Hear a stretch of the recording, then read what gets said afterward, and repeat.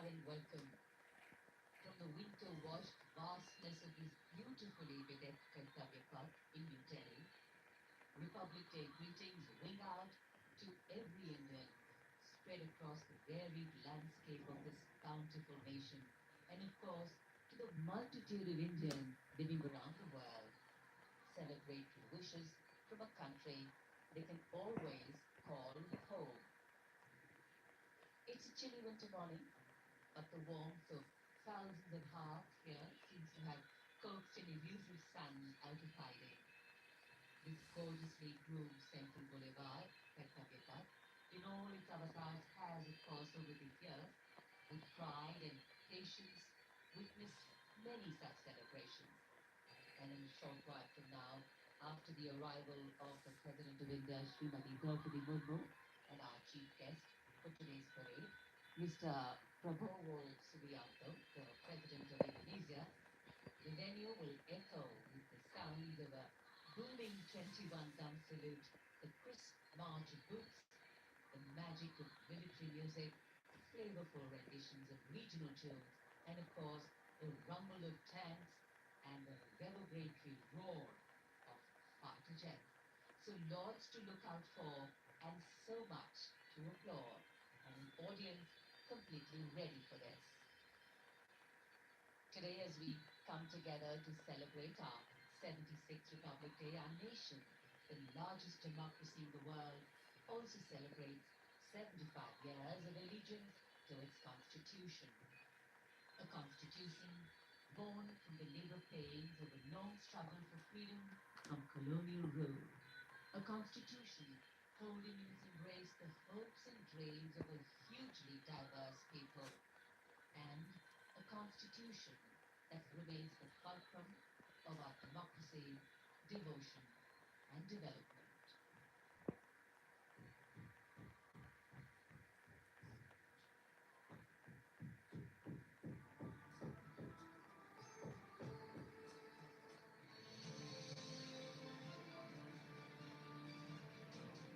26 जनवरी सन 1950 भारत अपना संविधान अपनाकर लोक कल्याण के मार्ग पर चलने के लिए उत्सुक, तत्पर और तैयार था।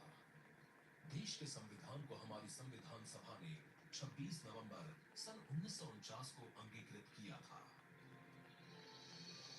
26 जनवरी 1950 को इसे लागू किया गया। इसको अंगीकृत किए जाने के समय संविधान में 395 अनुच्छेद और 8 अनुसूचियां थी।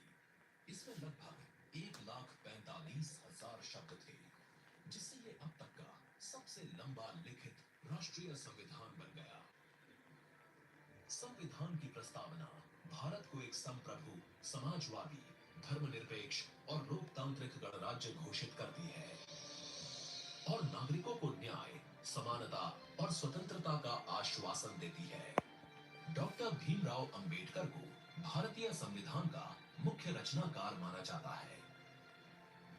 भारत के पहले राष्ट्रपति डॉक्टर राजेंद्र प्रसाद भारत के संविधान पर हस्ताक्षर करने वाले पहले व्यक्ति बने। आज से हम कानूनी तरीके से अपने भाग्य के विधाता बने और इस देश को शांत, सुखी और समुन्नत बनाने का सारा भार हमारे ऊपर आ गया।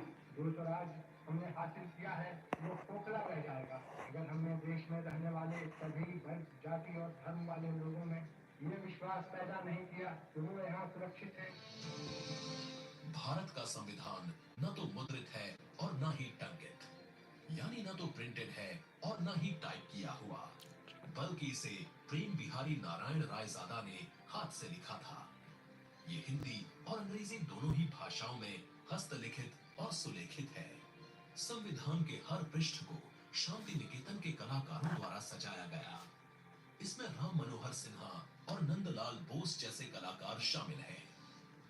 विश्व की सबसे पुरानी सभ्यताओं में से एक भारत को लोकतंत्र की जननी भी कहा जाता है। हमारी बहुरंगी विविधता और समृद्ध सांस्कृतिक विरासत है। आजादी पाने के बाद भारत ने बहुआयामी सामाजिक और आर्थिक प्रगति की है। हम कृषि के क्षेत्र में आत्मनिर्भर हैं और दुनिया के सबसे औद्योगिकृत देशों की श्रेणी में भी भारत शामिल है।